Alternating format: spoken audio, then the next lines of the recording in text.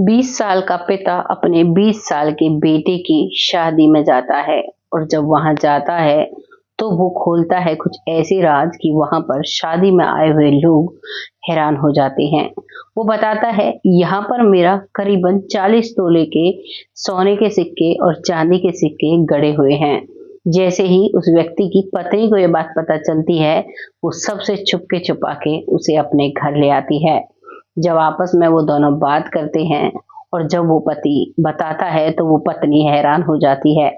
दरअसल उस पत्नी की जो मौसी होती है वही उस व्यक्ति की पत्नी होती है पहली। आइए जानते हैं इस पहेली को कैसे ये घटना घटी और कहाँ का ये व्यक्ति है, कहाँ की ये सच्ची घटना है।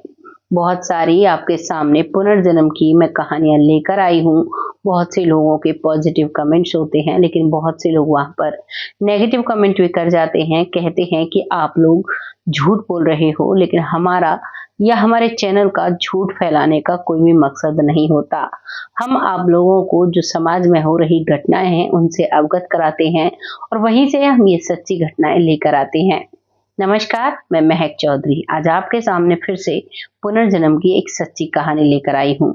ये कहानी शुरू होती है नेपाल सिंह से, जिसका गांव होता है डूंडा खेड़ा, जो कि उत्तर प्रदेश में पड़ता है। यहाँ पर उसका जन्म होता है। जन्म के बाद वो बड़ा होता है, उसे कोई भी याद नहीं रहती है। बहुत अच्छे से अपने परिवार में रहता है। खेतों की जो रखवाली है, खेतीबाड़ी है, वो सभी संरक्षण ये लोग करते हैं, यानी कि ये किसान हैं और बहुत अच्छे से अपनी जिंदगी जीते हैं। धीरे धीरे वक्त के साथ ये बड़े होते हैं और इनकी शादी होती है। शादी के बाद पत्नी के साथ इतनी ज्यादा नहीं बनती है, लेकिन नॉर्मल जैसे परिवारों में रहते हैं वैसे ये लोग रहते हैं। अब जो वो लड़की है, यानी कि उसकी जो पत्नी है, उसकी ये जो शादी हुई है ये रायपुर के पास जखौली गांव से हुई है और यहाँ से इसकी जो पत्नी है वो उसके मायके में शादी होती है। वो जो उसकी मौसी है उसके लड़के की शादी है। मौसी के लड़के की शादी है तो जाहिर सी बात है मौसी भी आएगी और मौसी का पति भी जाता है। ये दोनों वहां जाते हैं और जाने के बाद जब इसको बैठक जो गांव में होती है, गांव के घर के बाहर एक बैठक होती है जहां पर आए हुए गेस्टों को बिठाया जाता है, वहीं पर ये बैठा हुआ था। उसके बाद शाम को इसे खाने के लिए घर पर ले जाया जाता है।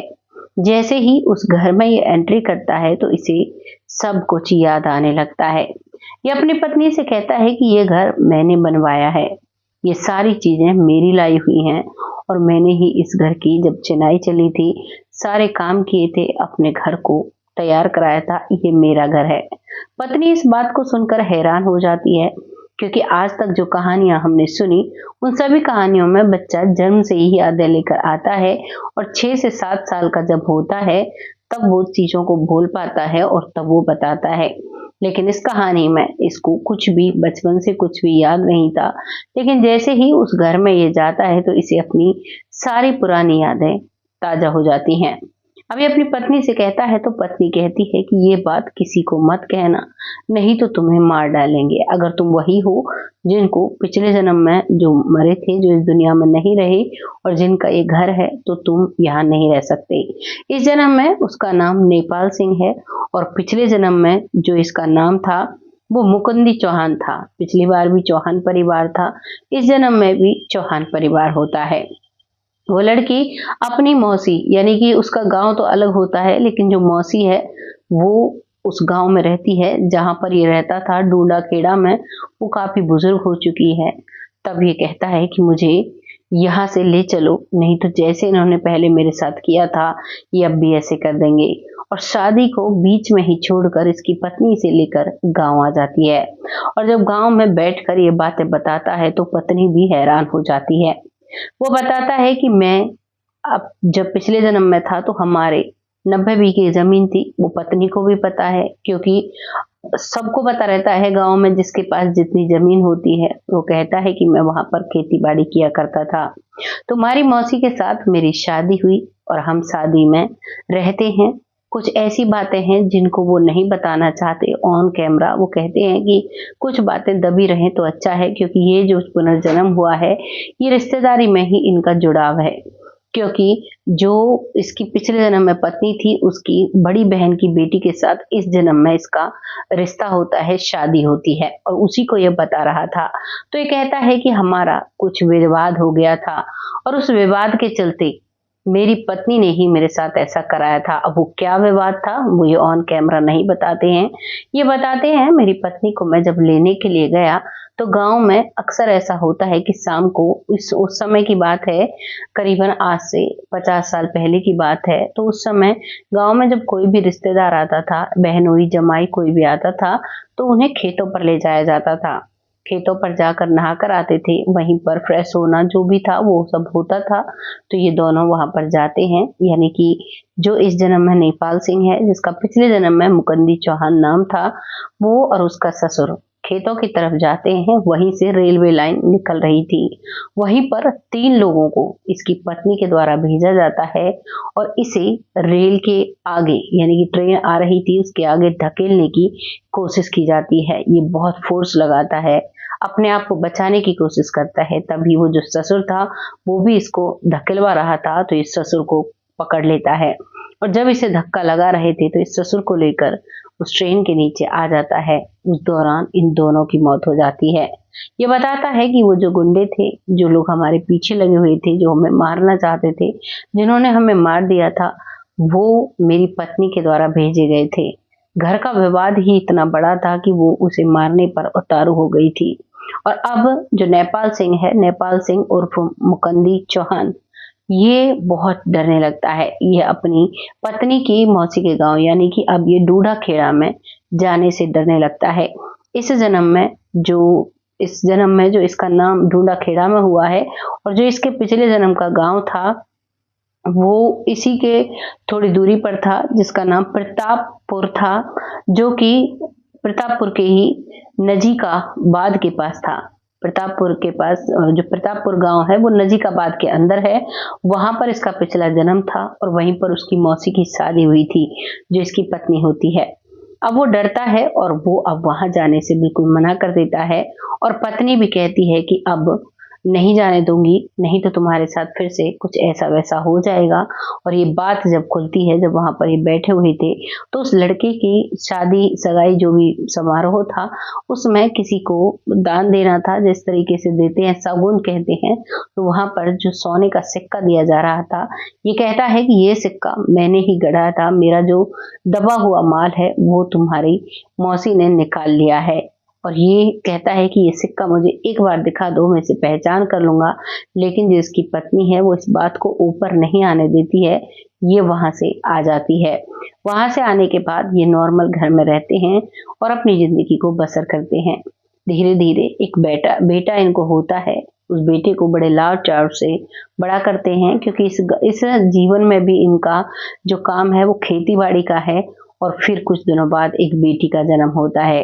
परिवार संपूर्ण हो जाता है, बहुत अच्छे से ये लोग रहते हैं और ये कोशिश करता है किसी भी बात पर विवाद ना हो। धीरे धीरे उम्र निकलती है और आज इनकी उम्र करीबन 55 साल है। आज ये कहानी बता रहे हैं, हो सकता है अब तक वो जो मौसी, यानी कि जो पिछले जन्म की पत्नी थी, वो इस दुनिया में ना हो, या हो भी तो बहुत बुजुर्ग हो चुकी है। अब उस बात का कुछ भी नहीं हो सकता। अब ये यहाँ पर इस बात को सबके सामने खोल कर रखते हैं ऑन कैमरा और बताते हैं और कहते हैं कि मेरे साथ ये सब कुछ घटित हुआ था। अब यहाँ एक बहुत बड़ा एक जवाब है उन लोगों के लिए जो लोग कहते हैं पुनर्जन्म नहीं होता है।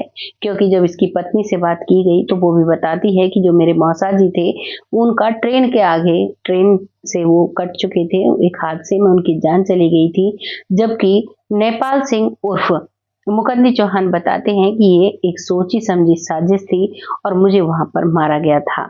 एक व्यक्ति खुद आकर अपना जवाब देता है, अपनी मृत्यु का राज खोलता है और अपने ही बेटे की शादी में जाता है।